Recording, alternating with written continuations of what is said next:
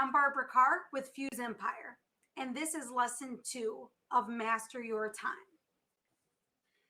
Lesson 2, how are you using your time now? Our scripture for this lesson is from Luke 12:39, and this is the Living Bible translation. Everyone would be ready for him if they knew the exact hour of his return, just as they would be ready for a thief if they knew when he was coming. Really think about that. Like, would you be more prepared to not be robbed in your own home or your vehicle if you knew a thief was coming? Would you be prepared for it?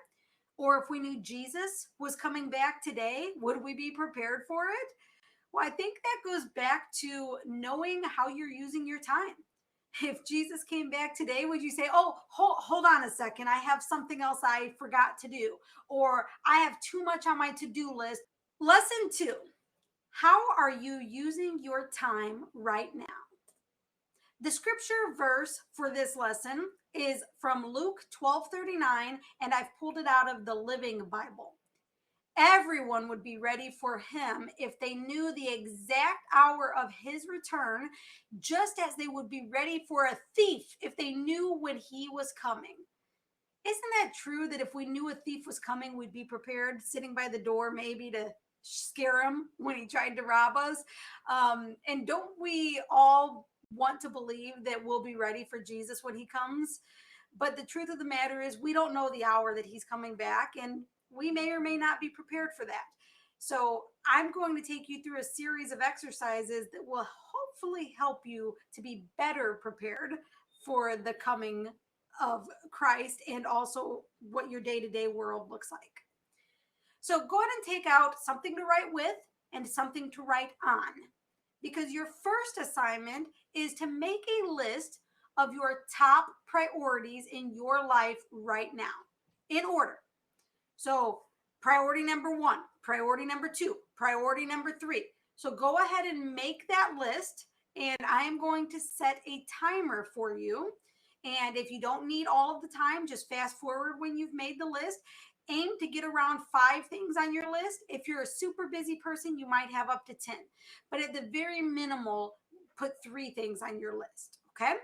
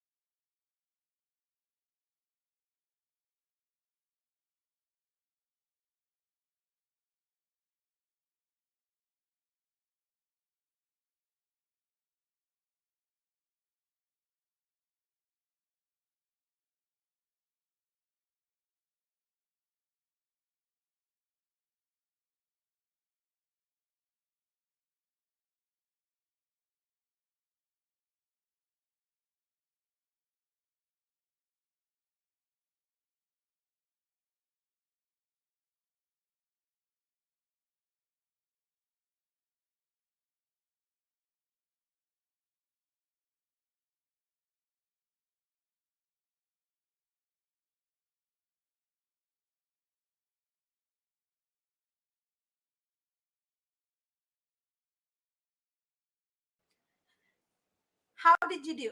Do you need more time? If you do, feel free to pause the video and take as much time as you need. In fact, every time we do a timer, I'm going to ask you to use as much of the time as you possibly can.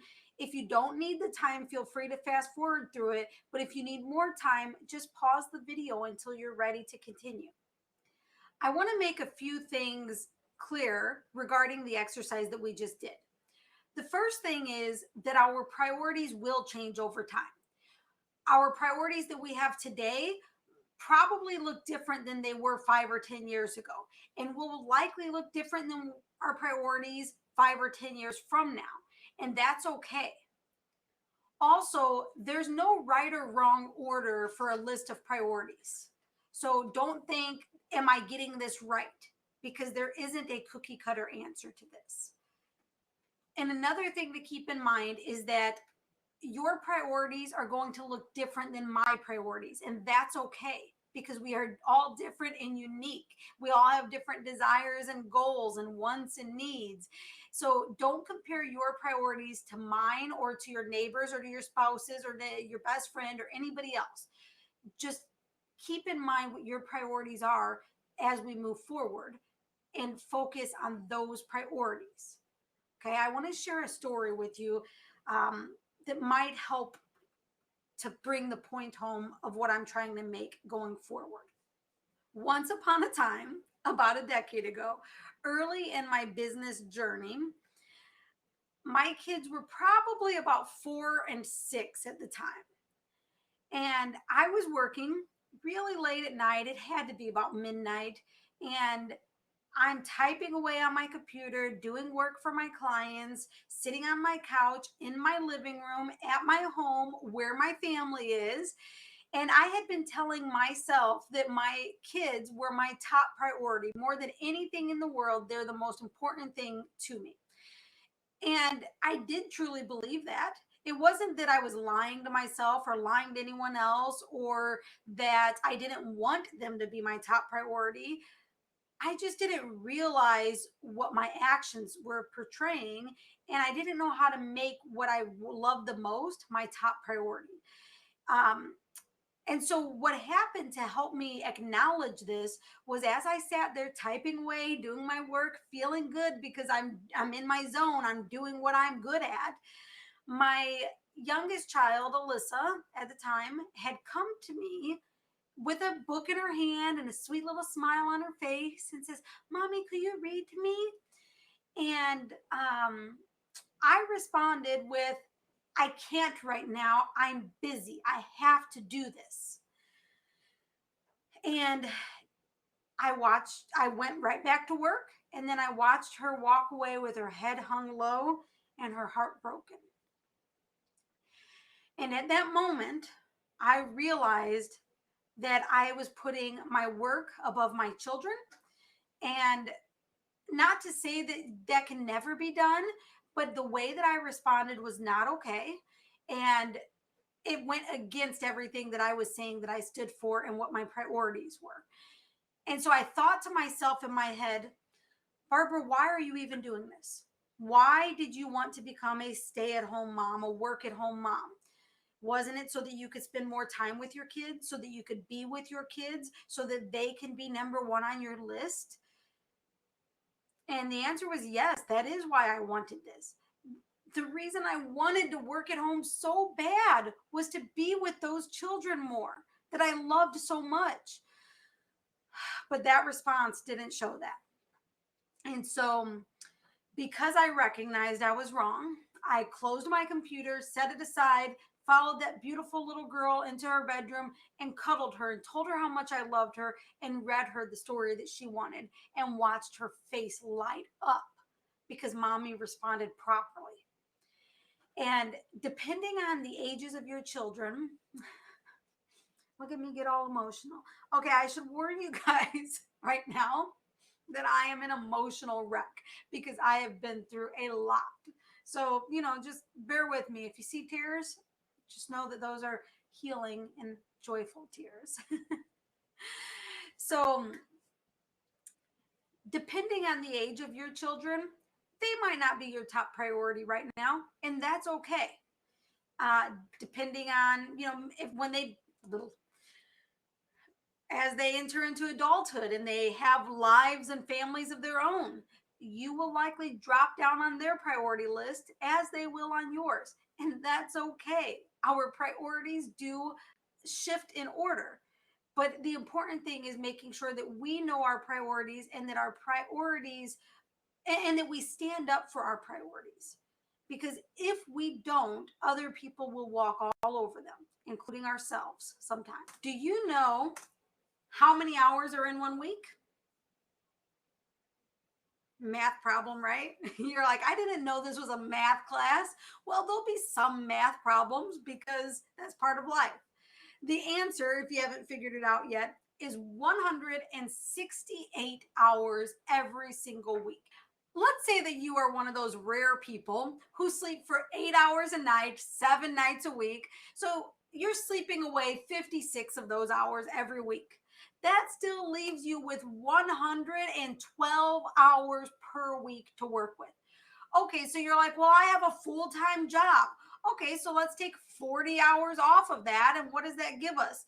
72 hours. You guys, you still have 72 hours a week after you work and sleep to do whatever is important to you, whatever is on your priority list. You choose what you are going to do. We all have the same amount of time every day and every week. The only difference is in how we use that time. So, knowing now that you have all this time, knowing now that you have 168 hours per week, you can never use the excuse of, I don't have time for that.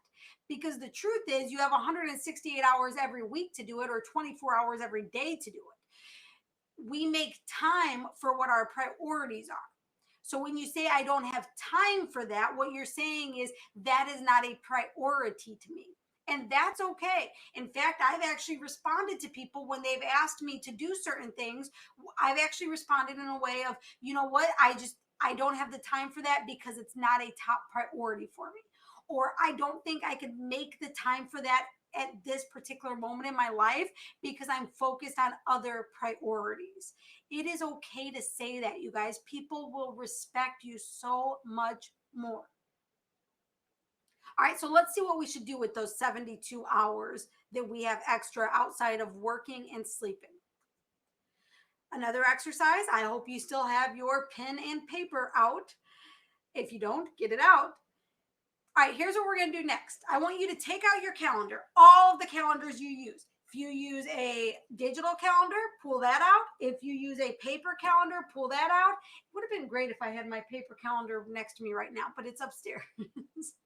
But I actually use both. I use a digital and a physical calendar, and I'll explain in another lesson how I utilize them and why I use two of them. But we're not going to do that at this moment. Right now, I want you to take out all of the calendars that you use. Put them in front of you. If you need a whole floor to do it, then by all means, take up the whole floor. And as you have those calendars in front of you, the next thing I want you to do is review what's on your calendar for the past and upcoming week. So the past 7 days, what was on your calendar? The upcoming 7 days, what's on your calendar? Make a list of those things. Everything that was on your calendar, or if you don't utilize a calendar, I know some people don't, they just do what they do, then make a list of all the things you can remember that you did in the last week and all the things you plan to do in the next week. Okay, I'm going to give you 5 minutes to do that because that's how much time I always give people in every exercise, just because it's a nice general number. If you need more time, pause the video. If you need less time, then fast forward the video.